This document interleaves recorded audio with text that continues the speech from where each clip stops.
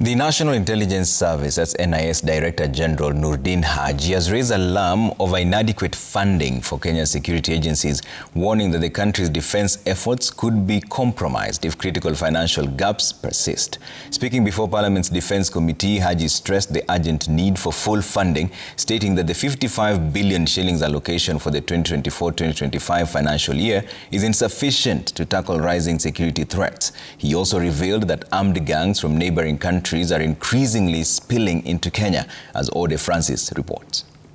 I want to, at this point, request...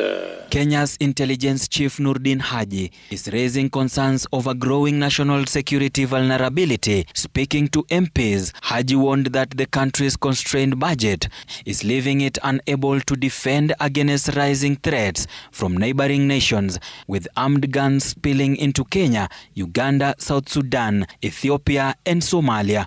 There are threats. If you look at Uganda, you have the Karamajogs, you have the different tribes coming into Kenya to undertake cattle rustling. They have encroached in some of our lands and our territory. In South Sudan, the insecurity that is there, the proliferation of small arms, every other day we have to face that.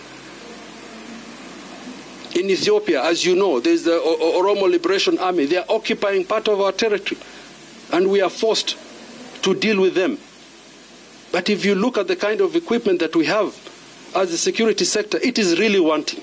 While Kenya's intelligence services have thwarted several security breaches, Noordin Haji warns that a 14 billion funding gap would undermine operations. He stressed that frontline security agencies must receive full financial support to effectively combat evolving threats, including cyber warfare, terrorism and global disinformation campaigns. The last the last 2 years, we have really struggled to ensure, for example, that there are no bombs happening here in Nairobi, that there are no Al-Shabaabs penetrating into Nairobi. We have lost so many lives in the front through the SOG and also the special forces from the military. So there is no amount of money that is enough at the moment to ensure that, as Kenya, we are able to safeguard ourselves from the rear, from the front, from the top. We are facing threats from each and every neighbor that we have, except maybe from Tanzania.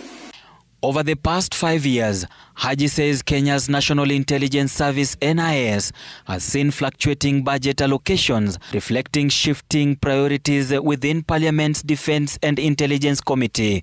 In 2020-2021, the agency operated on a 45 billion budget, which was slightly increased to 47 billion in 2021-2022 financial year, signaling a modest boost in security funding.